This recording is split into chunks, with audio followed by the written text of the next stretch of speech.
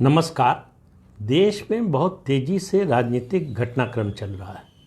आपने देखा कि किस तरह से केंद्र सरकार ने पहले 5 दिन का विशेष सत्र बुलाने की घोषणा की। संसद का स्पेशल सेशन होगा, उसका एजेंडा अभी तक क्लियर नहीं है।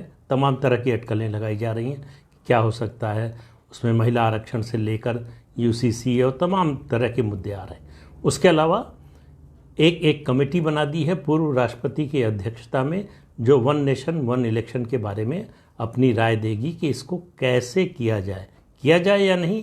ये मैंडेट नहीं है, इसको करने का तरीका क्या होना चाहिए, ये मैंडेट है कमेटी का। तो किसी को गलतफहमी नहीं होनी चाहिए कि ये कमेटी रेकमेंड करेगी कि एक देश एक चुनाव जो है इस पॉलिसी को लागू किया जाए या नहीं किया जाए।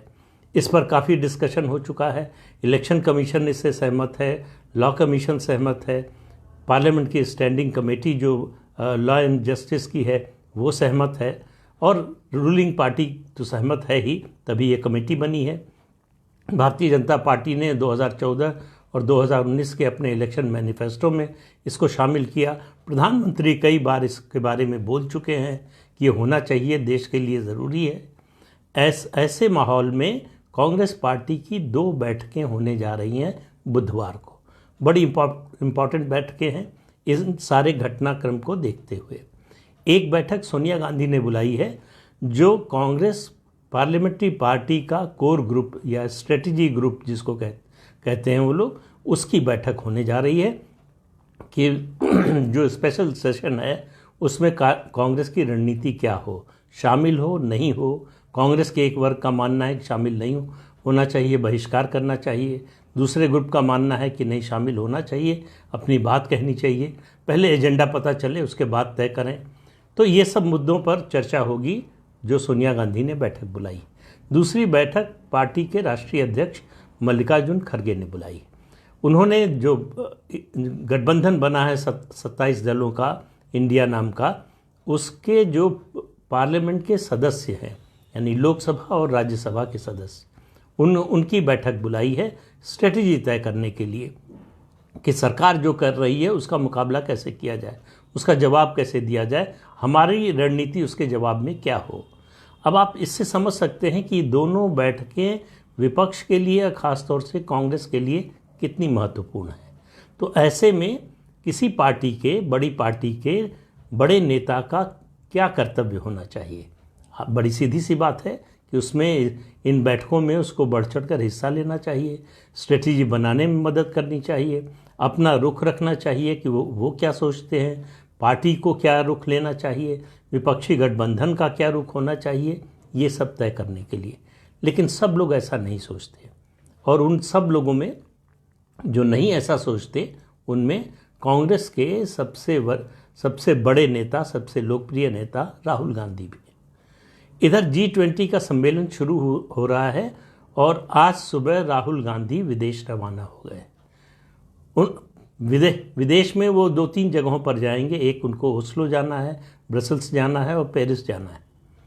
अब ऐसे समय पर इस विदेश यात्रा का कितना महत्व है, ये राहुल गांधी और कांग्रेस पार्टी ही समझ सकते हैं।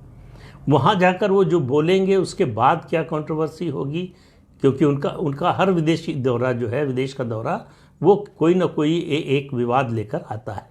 इस बार क्या आएगा पता नहीं, लेकिन राहुल गांधी का ये विदेश जाना, ये एक तरह का संकेत है कि वो देश की राजनीति को उतनी गंभीरता से नहीं लेते जितना बाकी दलों के नेता लेते हैं।